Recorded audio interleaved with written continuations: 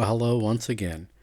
If you're a subscriber to the channel, you are well aware that 99.9% of the cars that we customize and restore on the channel are given to a 5-year-old. Well, today we actually have one for an adult collector. He's a good buddy of mine. He may be mentally challenged, I'm not quite sure yet, but he wants a Dodge A100 custom. So we're going to take this perfectly fine Dodge A100 Hot Wheels and attempt to customize it. You can see all the orange peel in the paint, so it's not perfect anyway. Hot Wheels never are. We're going to start by smashing this 2-inch square piece of metal into our vise. Take note, this vise does have rubber feet, so we're not really hurting it at all. Once we've got it good and tight, we're going to start drilling.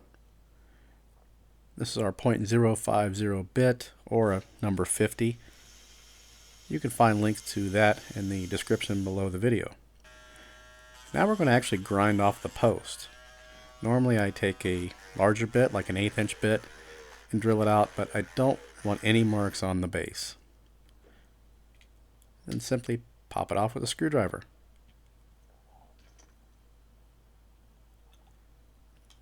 There's that beautiful red interior that does not want to come out. So we smash it on the desk. The interior, and then out comes the window. We're going to resume drilling with the number 50 bit to drill out the post a little bit deeper. We're preparing to tap the hole. Here we are tapping it with the 256 tap. We're going to go ahead and flatten it out a little bit. Again, this is for an adult collector. Normally I would just kind of leave it as is. We'll flatten it out and then test fit it. Make sure it goes in nice and easy. And it does. And we're not quite done drilling just yet. We're going to drill out the taillights as well as the headlights. Now, the size on this bit will vary depending on the vehicle. You'll just have to match it up. See those headlights, and there are the taillights, nice and drilled out. Now, if you watched the last video, you already know that the body on this has a lot of pitting. The paint covered up all of that.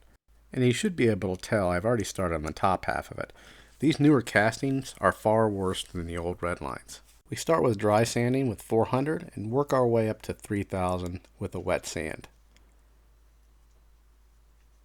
Looking much nicer. Now we're going to go ahead and polish. And we're using our Mother's Mag and wheel polish for this. The Dremel and a buffing wheel. You'll be able to find links to all those in the description. And here it is after a good polish. Looks almost chrome. Next we'll clean it with warm soapy water and mineral spirits to prepare for paint. Before we do so, we need to cut this interior in half. It's far too large. We're just taking our little hobby saw. This is so we can fit, you guessed it, a battery. We'll go ahead and cut off the tabs for the axles so we can later fit new wheels and axles.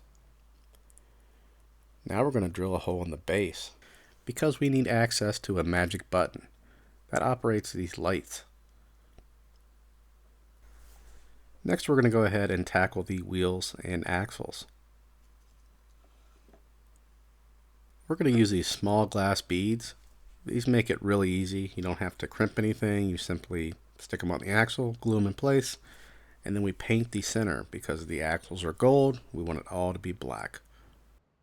Next we're going to take the Loctite gel super glue and glue the axles in place. This is more than enough to hold those. And now we need to make some headlight lenses. I'll make a separate video next week on this process. There's several different ways to do it. We're taking a Protecto pack with a heat gun and using the end of a brush to get the desired shape.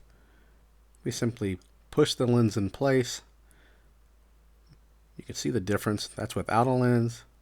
And you can see with a lens it looks more like a headlight. There's more of a glow instead of the shape of the actual bulb. And we'll glue them in place with clear plastic cement. Now it's time for some paint. You may not be able to tell, but this is obviously a green or a shade of green. Something we've been wanting to use for quite some time. The interior was painted with some craft paint. It looks horrible. You really can't see it. The whole thing was an afterthought to fit in this battery. Now the lights as well as the battery are attached with hot black glue. A subscriber suggested it. I didn't know it existed, So I went and got some. Now we're going to use some 2-part epoxy, mix it up so we can glue in the actual switch to turn this bad boy on and off. And at last, we are done. I really hope this particular shot shows up as well on camera as it does in person, because it's really cool in person. You can obviously see the headlights, the taillights, and there's a light off in the distance that you can see a little bit of shine of the green paint. Gives it a really cool effect. But we're going to go ahead and obviously turn on the lights. And there it is, complete. I really like the wheels on this. They are actually a copper color. I think it complements the green very well. We've got custom lights and that awesome Spectraflame antifreeze green. We also used a black wash on this one using the Tamiya panel line paint to outline all the doors. Now, I've used a black marker in the past, a panel line marker, but I don't really care for those. They almost define the lines too much. This is more subtle, in my opinion.